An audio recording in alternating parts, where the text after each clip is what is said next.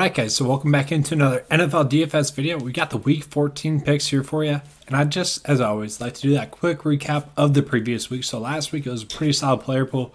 Just recap it off the top of my head here. So quarterback, we had Nick Foles. Obviously Nick Foles didn't work out. But then we pivoted to Kyle Allen, and he ended up being the cash play at the quarterback spot. Went for over 20 DK points. That was a really solid play. And then also we had Andy Dalton, who Andy Dalton did exactly what we thought he would, which was around, 15 DK points. Ended up being like 13 DK points at the running back spot. And this is where the bad beats come. So Christian McCaffrey, he didn't have a big night or a big day. That was unfortunate. Melvin Gordon, though, that was the next play that I really liked at the running back spot. He was 1 yard shy of the 100-yard bonus. Okay, that really sucked, and they got it too. That's the thing that really bothered me the most. They guard flinched on a 3rd and 1 or a 4th and 1. Melvin Gordon had gotten 4 yards on that play.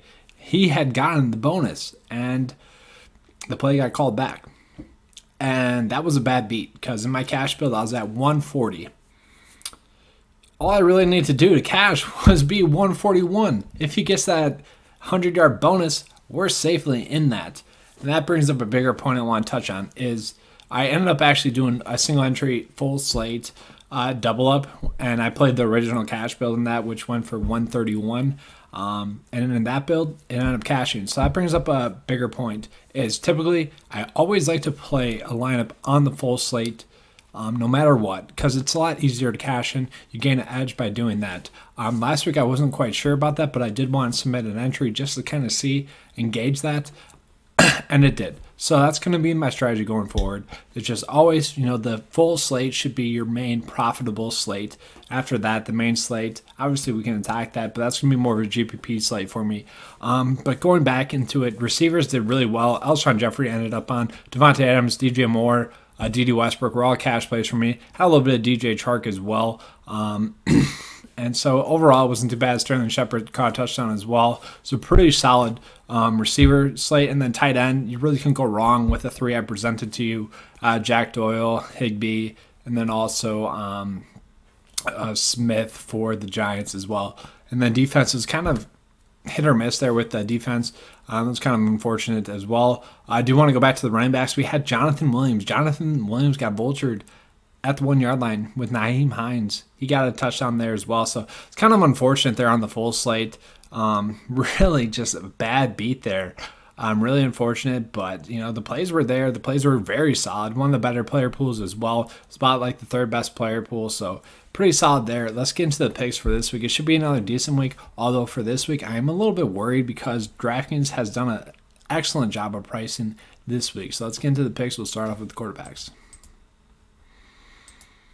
All right, so on the top end here, Kirk Cousins is in a fine spot here, but the real thing we have to monitor here is if we're going to play Kirk Cousins, is if Dalvin Cook is going to be in or not. That's something we definitely have to monitor. Jameis Winston at this price point, I don't mind at all. Brissett is in a good matchup. Brady's in a good matchup. Sam Darnold's going to be the play that I want to play the most. Actually, if he's going to be playing in this one, going against the Dolphins, he should be able to go off. But he's questionable right now. We do have to wait and see on the injury news there. But he should be able to go off. Yes, he only had 13.5 DK points against the Dolphins the last time. But that was in Miami. This game is going to be played in New York. I do like this play, but I don't love it. He's definitely priced up a little bit too much. We could go with Ryan Fitzpatrick here. Hodges, geez, he is not a good quarterback. He's not an NFL starting caliber quarterback. And he's priced at almost 6K, and that's due to the matchup here. I might just want to play Arizona defense, but here is going to be the quarterback plays that we're going to go with here. So we got Ryan Tannehill going against the Oakland Raiders. I do think he'll score around 15 DK points, and we do know he has that rushing upside with his leg. It's been about 3.5 DK points per game recently with his leg, so we do gotta see if he's going to get that. But still, I do think this has been pretty solid average so far going against the Raiders. He should be able to get there at that price point. I really do like Kyle Allen here. The only unfortunate thing here is that they recently fired their head coach. Tough to gauge what they're going to do with that information. Is that going to change the offense at all? Probably not. but we kind of got to wait and see on that. I do like Kyle Allen a lot as a play. Jimmy G is going to be in a good spot going against the Raiders. Minshew's fine. Carr for salary relief is fine. Drew Lock, I don't want to go that route. And that's pretty much it for me on the quarterback slate. It's going to be tough here. I do think the cash line will be a lot lower, but let's get into the running back plays. All right, so moving on to the running back plays here. Christian McCaffrey, obviously, we can roll with. We got to monitor the status of Dalvin Cook. If he's going to be out, Madison is going to be the lock. Everyone knows that. That's going to be a play to go to. But also, I do think Amir Abdullah could get a little bit more run. Maybe a sneaky 5% GPP play for you. All right, and then moving lower, I really like starting my builds out on the running back side with Leonard Fournette. So Leonard Fournette could not get anything going against the Buccaneers via the run game, which was expected. Obviously, the Buccaneers are the best defense against running backs this year, but he was still able to manage 18.1 DK points. Now he's going to be going against the Chargers, who really aren't that good defensively against the running backs. So I really like Leonard Fournette there, 26 against the run. Let's put him in there. You could go with Le'Veon Bell here. I don't mind that play. Alvin Kamara is definitely priced down. I think he could get there. Aaron Jones makes for a great GPP play. Josh Jacobs here, I do like his GPP play as well. He should be able to get around 15 DK points in this matchup. The play that I really like, I'm going to go back to the well, is going to be Melvin Gordon here. Melvin Gordon continues to look good.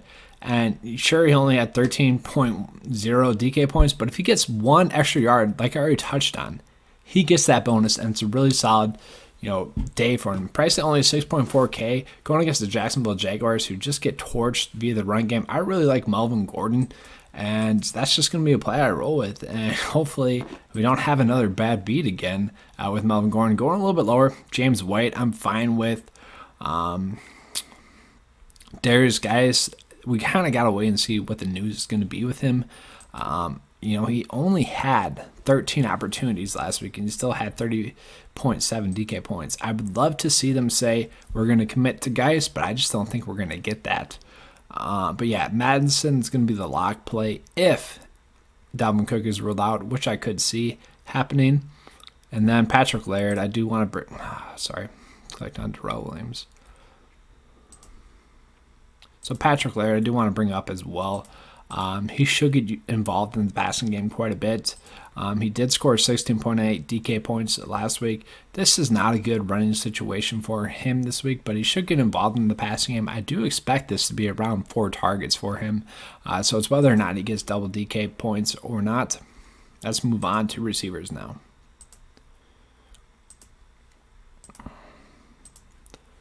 All right, so moving on to the receiver spot here. It's going to be a little bit tougher because Devontae Adams is finally priced up enough where we can't just lock him in. Mike Evans and Chris Godwin are decently priced. I think I'd rather roll with Godwin if I had to make a choice between the two. They finally priced DJ Moore and Devontae Parker up enough. I still like DJ Moore as a play, but it's tough because, 3 weeks ago we were getting him at like 6K. So that makes the play a little bit more tough. Devontae Parker is finally priced up enough to where I don't even think we can think about playing him. Last time we went against the Jets, he had 15.7 DK points, which obviously isn't bad. But I just don't want to go that route. Keenan Allen seems like a great cash play, actually. The targets continue to be there for him, and he continues to produce, especially recently. So Keenan Allen, I think if you're trying to play cash, he makes for a great cash receiver this week. Let's go a little bit lower.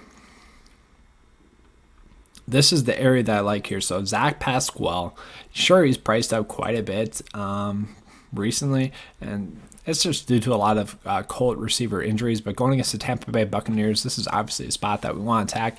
And I do think Zach Pasquale will see, the upwards of 6 targets, 7 targets, and it's whether or not they can, him and Brissett can connect. And I think that they will.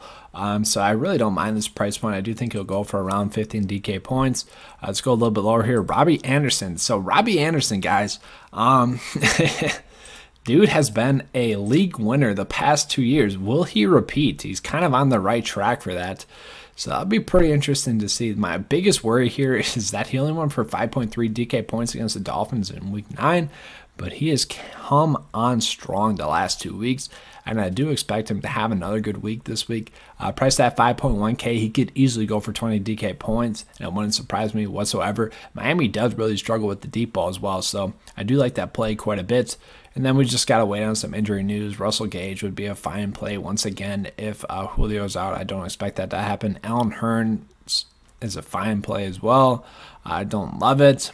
We kind of got to wait on some injury news as well, but Harmon here I do want to touch on. All it takes is for him to score a touchdown going against the Green Bay Packers. They do have a lot of leaks in their defense, so I think Harmon at this price point, not a bad play. He's had 8.1, 7.3, and 10.3 DK points the last 3 weeks.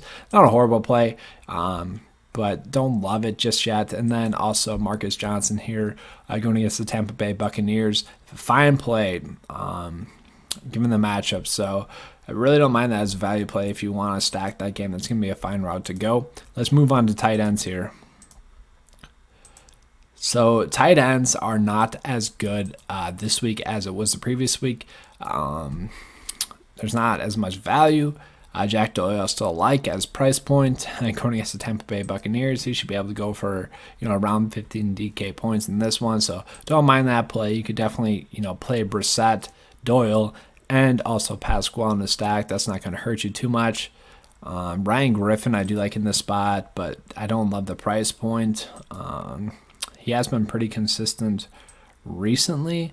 Kind of say that with the caveat, obviously he could have that floor game where he only goes for like 3 DK points. Let's go a little bit lower. So Ben Watson I don't mind as a play. Obviously the matchup's great.